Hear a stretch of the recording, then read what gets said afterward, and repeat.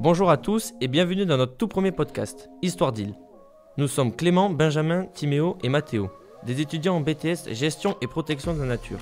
Aujourd'hui, on vous amène à la découverte de la rivière de l'Île à travers des interviews micro-trottoirs réalisées le long de la voie verte de Marsac à Trélissac, en passant par Périgueux. L'Île prend sa source dans le Massif central, en Haute-Vienne, et se jette dans la Dordogne à Libourne, dans le département de la Gironde. Son cours est estimé à environ 255 km, dont 87 sont navigables. Bordée de paysages verdoyants et de villages pittoresques, l'île est aussi un refuge pour une faune et une flore variées, qui séduisent autant les amoureux de la nature que les locaux. Dans cet épisode, nous allons explorer ensemble l'histoire, les secrets et le rôle crucial de cette rivière dans la vie de ses utilisateurs, en allant directement à leur rencontre. Alors installez-vous et laissez-vous porter par le courant. Et restez à l'écoute car tout au long de cet épisode, vous entendrez le chant de diverses espèces d'oiseaux, comme les mésanges bleus et charbonnières, les bergeronnettes grises, les pouillots vélos et même les martins pêcheurs. Prêt ? C'est parti.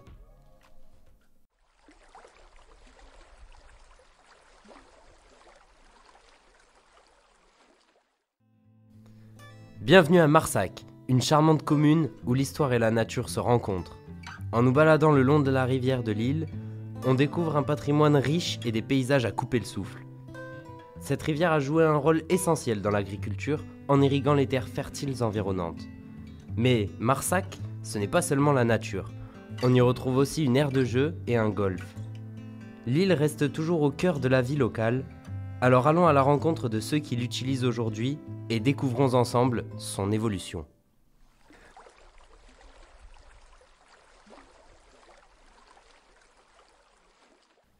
D'où venez-vous ? Je suis à Marsac, je suis à 1 kilomètre. Ça fait 17 ans que j'habite à Marsac, ça fait 17 ans que j'habite. Alentour, Chancelade. Venez-vous régulièrement au bord de l'île ? Ah oui, j'habite à la 3e maison juste après. donc nous on se très mal tout le temps ici. À peu près toutes les 3-4 fois par semaine. Oui, je descends une fois par jour avec mon petit chien. Très régulièrement, par tous les temps. Je viens très régulièrement, environ 3 fois par semaine. Oui, tous les 2 jours à peu près. Promenade de chien oblige. Sur cette portion, sur la voie verte, 3-4 fois par semaine. Et pourquoi venez-vous sur cette partie de la voie verte ? Parce que j'aime beaucoup l'endroit, c'est très reposant. Mon petit chien a ses habitudes, donc pour moi c'est top, c'est tout près, c'est parfait. Essentiellement pour m'oxygéner, pour promener mon chien aussi, voilà. Bon, on aime marcher, on est des seniors. On nous a dit que la marche c'était bon pour plein de choses, cardio, etc. Donc on marche, voilà. C'est essentiellement pour faire une activité physique en tant que senior.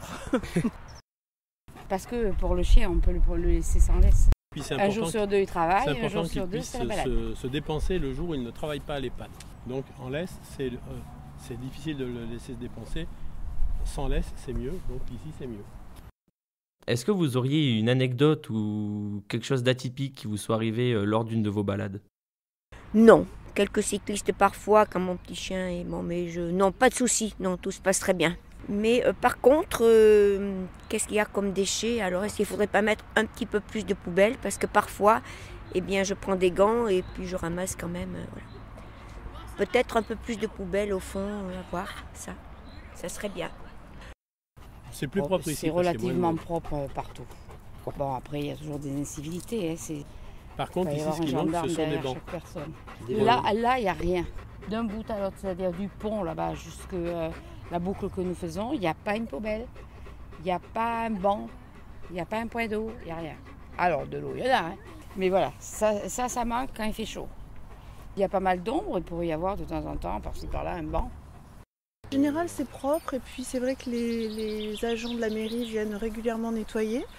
Donc en général, non, il n'y a pas de problème de déchets. Il y a les nids des hérons un petit peu plus loin, c'est très, très sympa à voir. Voilà, et puis des canards qui viennent des fois sur la voie, voilà. C'est le chien visiteur à l'EHPAD. Les cyclistes à vélo de course. Les gens qui font du vélo comme ça, tranquillou, ça va. Mais il y a des cyclistes qui prennent ça pour un vélodrome et je trouve que c'est un peu dérangeant. Enfin, nous, ça ne nous dérange pas spécialement, mais il y a beaucoup d'enfants quand même qui sont sur cette voie. Il y a des personnes âgées qui sont à mobilité moyenne. Oui, et donc il y en a qui sonnent, qui ralentissent, mais il y en a qui foncent comme des V2 et qui ne sont pas très respectueux des piétons, on va dire. Enfin, dernière question, que représente l'île pour vous? Est-ce que ça vous évoque quelque chose en particulier? Je trouve que c'est très apaisant, il n'y a pas trop de monde. Oui, non, beaucoup, très apaisant. Non, c'est bien. Et là, ils ont aussi nettoyé un petit peu, dégagé certaines branches, conditionner les gens pour que il n'y ait pas tous ces papiers, mais ça va être difficile. Bah, tout à fait, parce qu'on le fait régulièrement. Bon, après, moi, j'avais l'habitude de randonner sur des terrains un peu plus accidentés, on va dire. Mais bon, mon compagnon a été opéré. On privilégie la voie verte parce que bon, puis c'est sympathique quand même, au bord de la rivière et tout ça. Puis on rencontre des charmants jeunes hommes. C'est gentil. Donc voilà. Oui, moi je n'aime pas marcher à côté des voitures, voilà, avec le chant des oiseaux, à côté de la rivière, et puis on fait un break quoi, c'est sympa. Oh, moi j'aime bien, c'est bien, on est tranquille. Oui, là on refait assez souvent, là, je trouve, il n'y a pas de... On peut faire du vélo tranquille, là, elle est propre. Puis, nous, vu qu'on est à côté, ça nous permet de faire les tours, après on a la poussette pour les petits aussi. Donc, Après là, il y a de plus en plus de monde, ce qui est normal, il commence à faire beau. Nous, on a l'avantage de voir un peu tout, donc ça manque peut-être un poil d'éclairage, parce qu'après, c'est éclairé après. Moi, personnellement, ça ne me dérange pas, parce que presque ça m'arrange, on va dire. C'est vite que les gens ils passent par là en pleine nuit, mais pour les gens qui pourraient l'utiliser.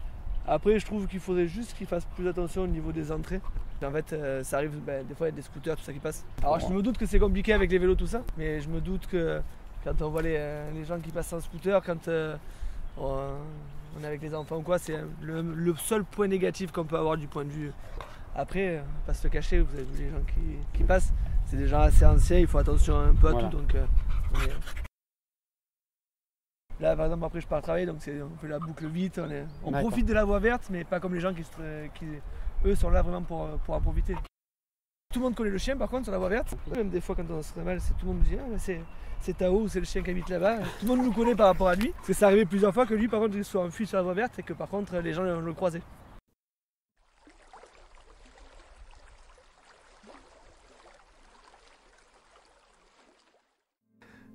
En poursuivant notre aventure, l'île nous conduit à Périgueux, une ville dynamique au passé riche. Ancienne capitale du Périgord, Périgueux a vu la rivière devenir un véritable axe de commerce et d'industrie. Souvenez-vous des gabarres, ces bateaux qui transportaient vin, bois et autres marchandises. Aujourd'hui, les rives de l'île sont animées par des promenades, des parcs et des ponts historiques, créant un espace où la nature et la modernité se rencontrent. Allons à la rencontre des habitants pour découvrir comment vivent-ils au rythme de cette belle rivière.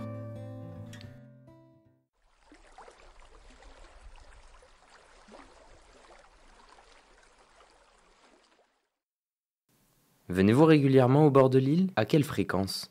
Quand je suis ici, je suis là tous les 2 jours, grosso modo. On vient régulièrement parce que déjà il y a le parc de street déjà, donc on s'entraîne 3 à 4 fois par semaine.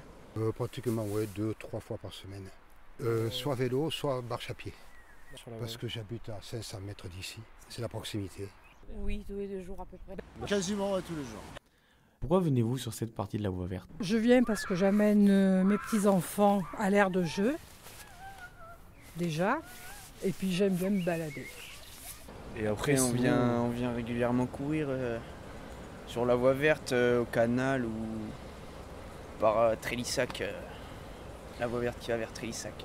L'ambiance est pas trop mal. C'est tranquille. Il y a des passants mais on est assez tranquille ici. Ouais, on n'est pas dérangé, en plus on prend le soleil, il y a l'eau à côté, c'est agréable. On va dire que les chiens c'est l'excuse. Voilà, les chiens c'est l'excuse, mais ils ne seraient pas là, on viendrait aussi. Et pour rejoindre le centre-ville aussi, sans prendre la voiture, voilà, ça permet aussi de voir la ville autrement, quoi. Promenade de chien oblige. Pour le chien, on peut le laisser sans laisse. Est-ce que vous auriez une anecdote ou quelque chose d'atypique qui vous soit arrivé lors d'une de vos balades? À vélo, là, dernièrement, j'ai eu un accrochage sur la voie verte, une voiture qui passait, qui coupait la voie verte sur un tournant, et elle n'avait aucune visibilité. Et moi, j'arrivais, ça descendait un petit peu. J'étais un peu plus vite que la moyenne, mais sans plus. Et il y a eu une friction. Une anecdote. Moi, j'en ai pas spécialement. Ouais, des fois, il y a des gens assez marrants, mais après, globalement, je pense que, comme on a dit, c'est tranquille. Donc bon, on fait nos séances et puis voilà. Enfin, dernière question. Que représente l'île pour vous? Est-ce que ça vous évoque quelque chose en particulier? Bah, disons, il n'y a pas la circulation déjà, c'est plus calme. Oui, c'est reposant. Je dirais. Oui, ça permet de se changer les idées. C'est mieux que d'être en ça coupe de la ville, je trouve. Ouais, voilà. On sort d'un autre espace qui est la ville et ça permet de souffler un peu, je pense. C'est un endroit très vivant, quoi. Bon, le sport, pour moi, c'est quelque chose. Et la voie verte, hein, il contribue, quoi. Parce que c'est une... Bon, si c'était pas ça, j'irais au Crapa ou à Chance-Vinel. Hein. Ouais. Donc, de la voie verte, on peut prendre Chance-Vinel. Il y a des randonnées extraordinaires à faire. C'est la ville en Périgueux.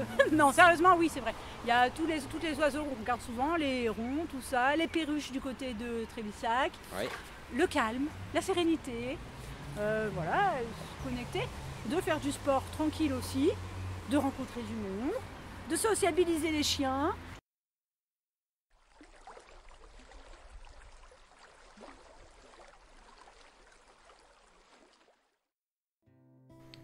Et pour finir, direction Trélissac, où l'histoire et la nature s'entremêlent.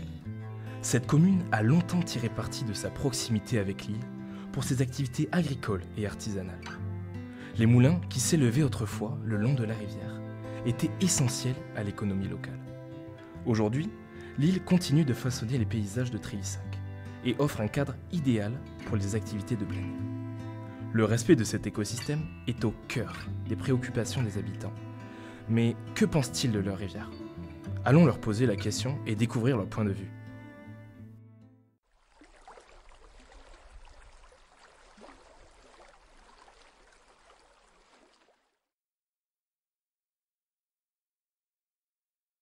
Venez-vous régulièrement au bord de l'île?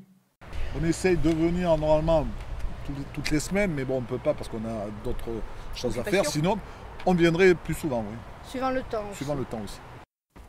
Oui, assez régulièrement, oui. Oh, pas spécialement, parce que moi qui habite Périgueux, plutôt on va du côté, peut-être que vous connaissez, la Maladrerie, le camp de César. Je viens régulièrement et de temps en temps je me promène ici. Je marche là tous les jours pratiquement, quoi. Non, souvent, mais pas régulièrement. Et pourquoi venez-vous sur cette partie de la voie verte? Là c'est plus agréable, mais comme en ce moment il y a beaucoup de boue. C'est parce que je suis venu à la Feuilleraie, là, avec la voiture, donc j'ai déposé la voiture et je marche un petit peu, ça me change de décor, quoi. Là c'est plus propre, disons, oui, parce qu'on a la chance d'avoir quand même une belle voie verte, voilà. Le fait que on est presque en ville, mais pas tout à fait, mais on est déjà en extérieur, on a l'impression de se promener dans la forêt, donc c'est plutôt sympa. Est-ce que vous auriez une anecdote ou quelque chose d'atypique qui vous soit arrivé lors d'une de vos balades? Non, pas d'anecdote particulière. Le comportement des gens est tout à fait normal, plaisant, agréable. Tout le monde dit bonjour. C'est bien, ça va. Quelquefois on voit des canards avec des petits canetons, voilà. Oui, voilà, surtout là le long de la voie verte et tout. Donc c'est agréable, c'est vrai. Il y a des endroits où c'est voilà, où il y a quand même beaucoup de déchets, voilà, de toutes sortes. Voilà, c'est ça qui est bien dommage, parce qu'après ça va à la rivière, et à la rivière, ça va à la mer. Non, rien de particulier, c'est assez souvent les mêmes choses qui se passent, c'est assez tranquille. Ici, par exemple, si on va dans ce sens-là, il y a des vaches.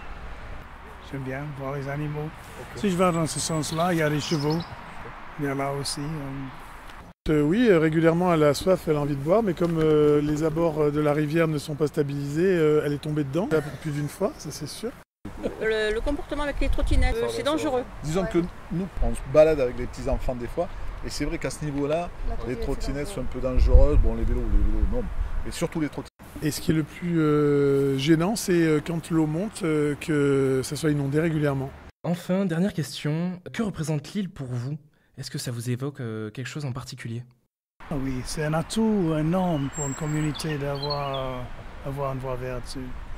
Je trouve tellement bon. Et ici, c'est beaucoup plus civilisé. Pour la plupart, on entend les voitures, mais on peut faire semblant de penser que c'est la mer.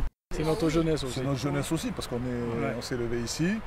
Et puis bon, on est vachement attaché à l'île. C'est c'est reposant de faire de la marche sur la voie verte. Parce que nous, quand on était morpions, on allait à Barnabé chercher des écrevisses dans l'île. C'était le top, là. Voilà. On pouvait te baigner et tout, maintenant c'est fini. Ça fait du bien, c'est la campagne à la ville, quoi. C'était ça. C'était ça. Déjà, le fait de rencontrer du monde, voilà, des connaissances. Alors, moi qui ai fait beaucoup de courses à pied, des fois, voilà, on rencontre des anciens coureurs ou coureuses, voilà, donc c'est agréable. Et puis, le fait d'être au calme, ça permet de se ressourcer, de papoter, voilà. Alors, quand il n'y a pas trop de déchets aussi, parce que moi, je trouve que se mettre beaucoup, alors là, c'est propre. En tant que père, c'est sûr qu'avec les enfants, faire du vélo, c'est sécurisé pour eux. Le cadre est sympa avec la rivière, voilà quoi. Ah ben écoutez, c'est un capital extraordinaire, c'est une fortune que l'on a. Moi j'habite à Périgueux depuis peu de temps, ça fait 2 ans que j'habite à Périgueux. Et je trouve que c'est unique. La possibilité, disons, en proximité d'avoir ça pour marcher, faire du vélo, cette voie partagée depuis Périgueux, c'est fantastique, c'est vraiment un plus pour nous, surtout les vieux. Et tout? Oui, c'est tout. Ah bon, oui, vous me devez 5 €.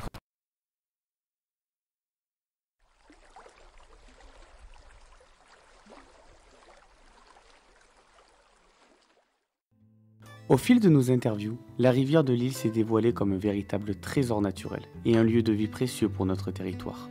À travers les voix, les témoignages et les découvertes partagées, nous avons pu mesurer à quel point cet espace est source de beauté, de détente et d'équilibre écologique. Cependant, cette richesse demande notre respect et notre attention. Car préserver la rivière, c'est aussi repenser nos comportements au quotidien.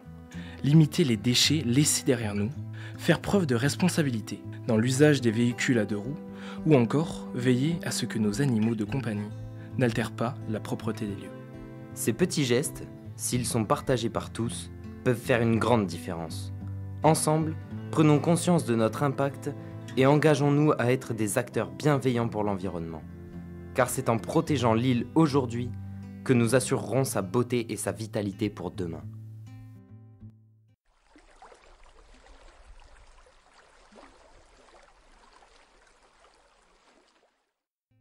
Ce podcast vous a été présenté par 4 étudiants en BTS Gestion et Protection de la Nature. Clément, Benjamin, Timéo et Mathéo.